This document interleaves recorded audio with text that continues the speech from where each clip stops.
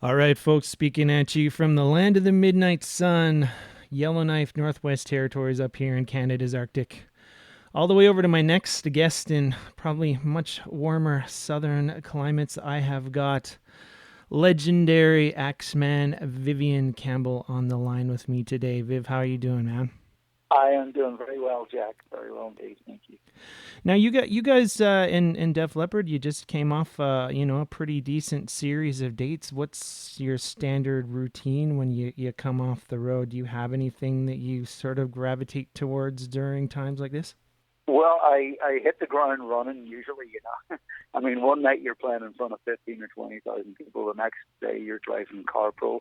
Um, Although I am on a little bit of a break at the moment. We just finished up with Leopard last weekend, Yeah, yeah. and the tour was really, really successful. The last couple of years, I've been saying this consistently. We've seen more and more young people come to Def Leppard shows, and this last run of dates we just did, it was off the hook. So it's very encouraging for us to know that we're crossing generations and growing our audience, and the band is playing better than ever. So Yeah. it was a lot of fun. Right now, I'm in New Hampshire with my wife. We're visiting her family, and then heading back to Yeah. California next week. And yeah, so that's the story. We're in a very transitional time at the moment. I'm actually moving, so Oh, everything's in storage. So yeah, I got to kind of settle down. So I'm gonna be pretty busy next few weeks. wow. Yeah, well, I was just thinking now Generation X is getting older, and I mean that would have been the generation that sort of was introduced to Def Leppard in that peak years, and probably now the kids of Generation X are sort of that 15 to 17-year-old age bracket that have probably grown up listening to the band. So it's an interesting time to be playing in Def Leppard. I would imagine. It is, yeah. I mean, it's interesting to look out at your audience and see, a large percentage of them are young enough to be your children.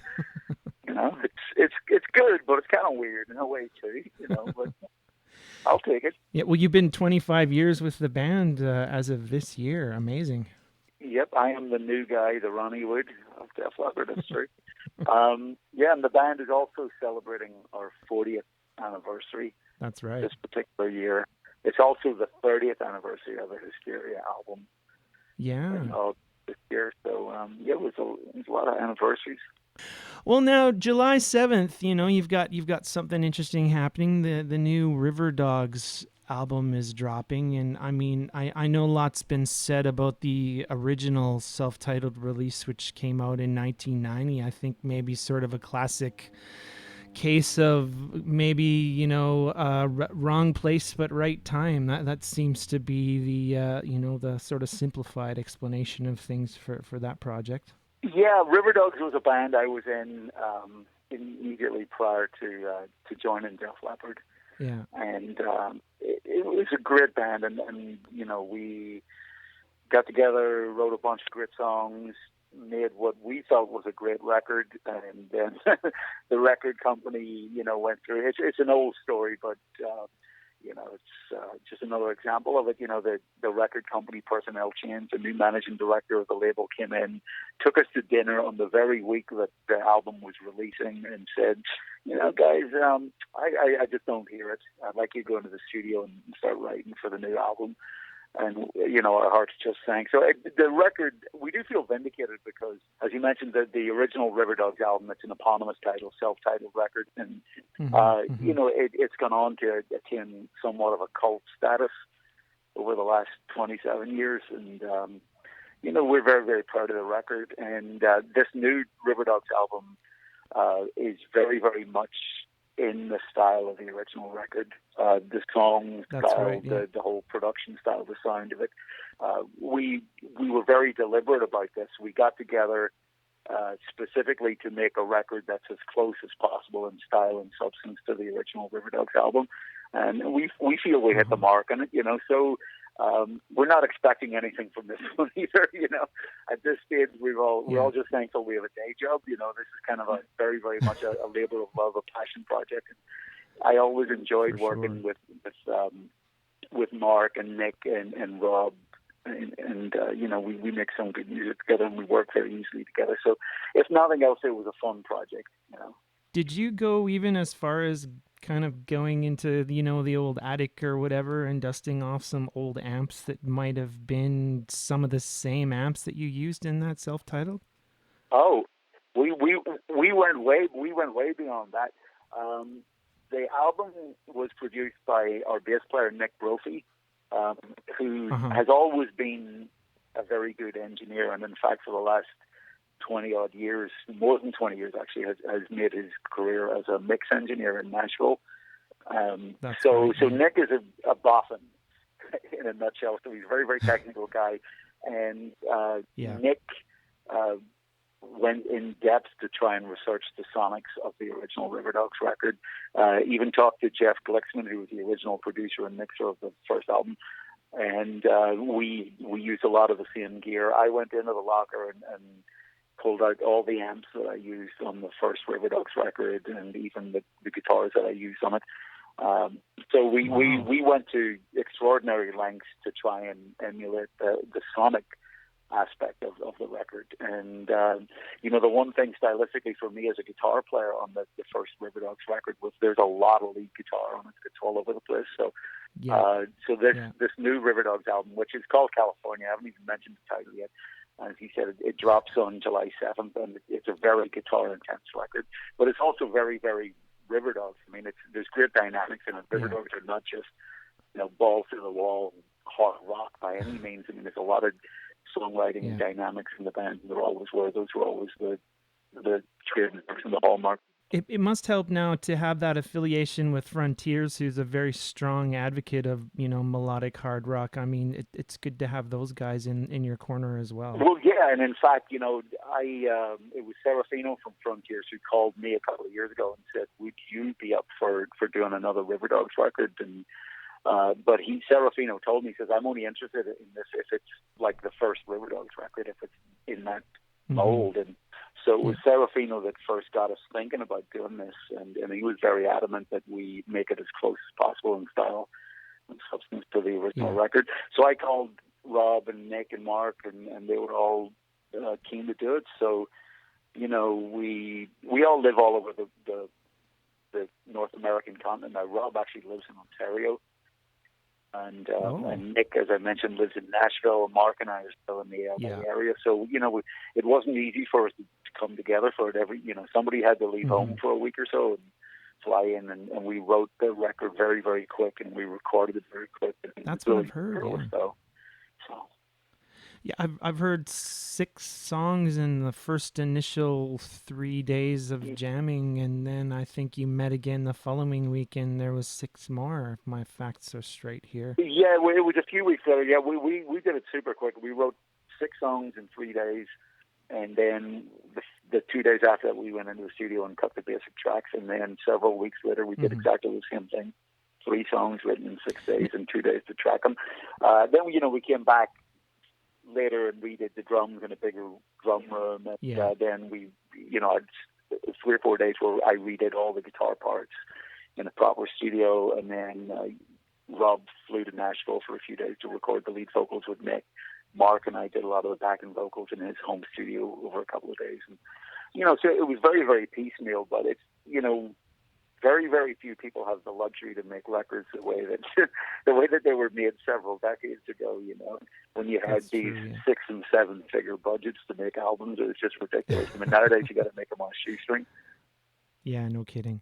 Well, that being said, though, like that original, Riverdogs self-titled record, you sort of fell into that project, and a lot of the songs were sort of already written by Rob, I think, on an acoustic guitar. But I mean, this time around, though, it was a bit more collaborative of an approach, which is interesting to see. Considering the fact that you were also, looking back at that original and trying to capture that vibe at the same time. Yeah, we did. Every song on this record is a collaboration between the 4 of us, which is also why we were able to do it so quick. I think we've all. There's a lot of years have passed, and we're all in a different headspace than we were back in the late 80s when we were working on the original Riverdogs album. There's very, very much more of a team ethos within the band. It's just we wanted the best songs we could get, and we knew we didn't have much time in which to do it, so we just kind of banged them out.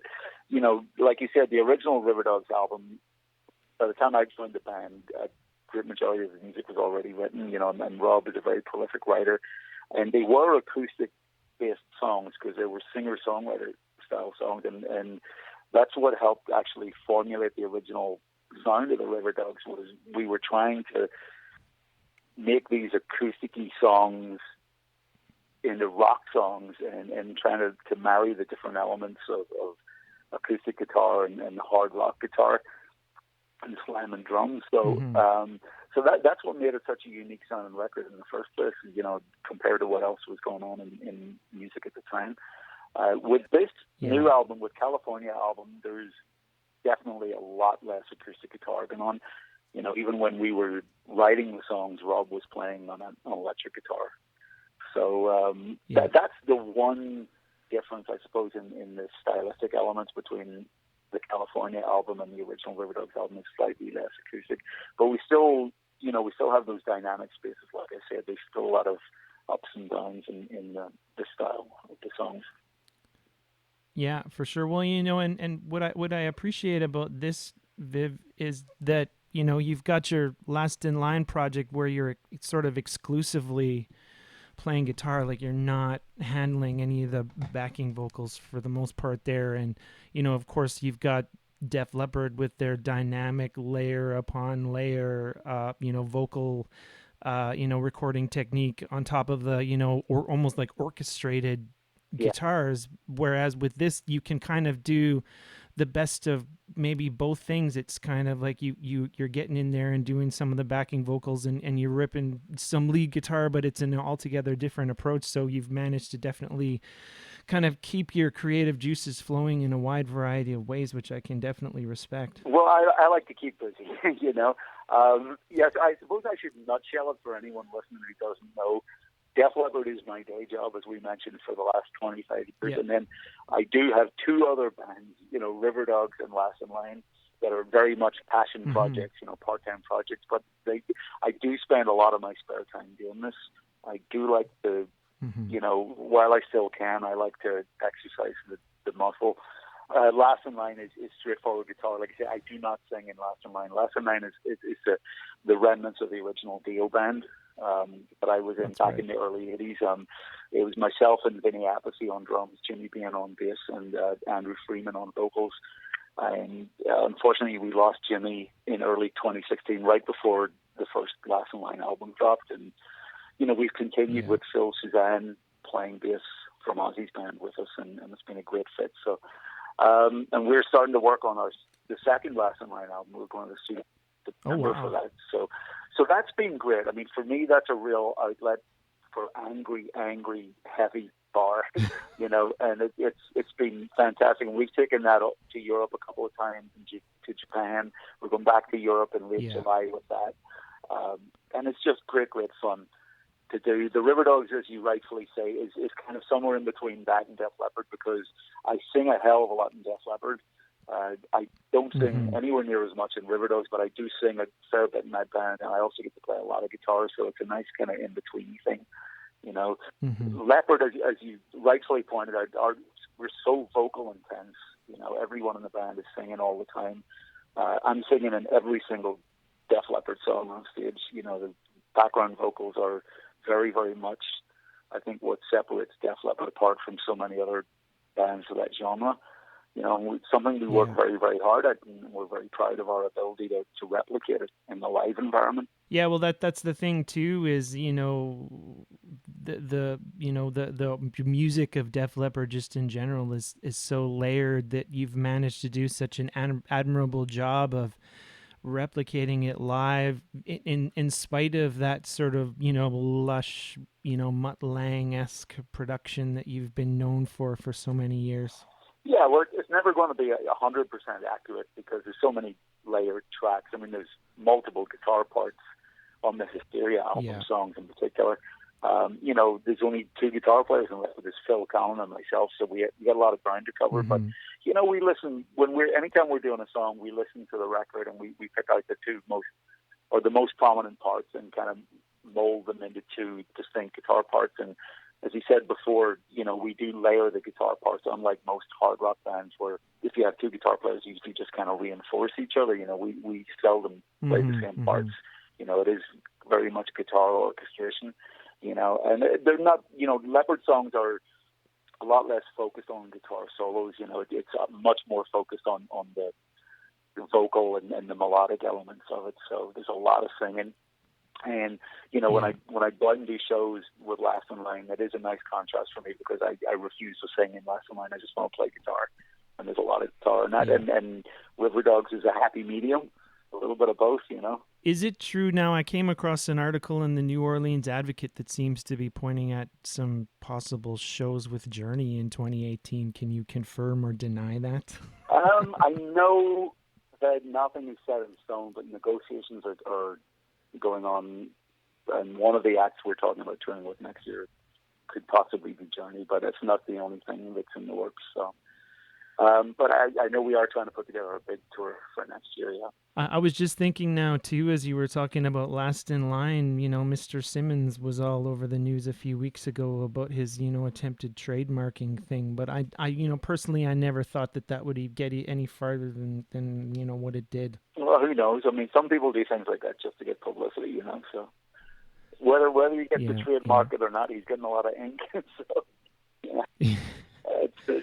it's the way that goes. Yeah. Well, now, circling back to Riverdogs now, is there any chance of some live shows, at some point down the line here, Vivian? Well, up until about a week ago, I would have said absolutely not because, it's one thing to write songs and make an album with a band. It's a whole other thing when you talk about rehearsing and putting a tour together and going out and playing shows.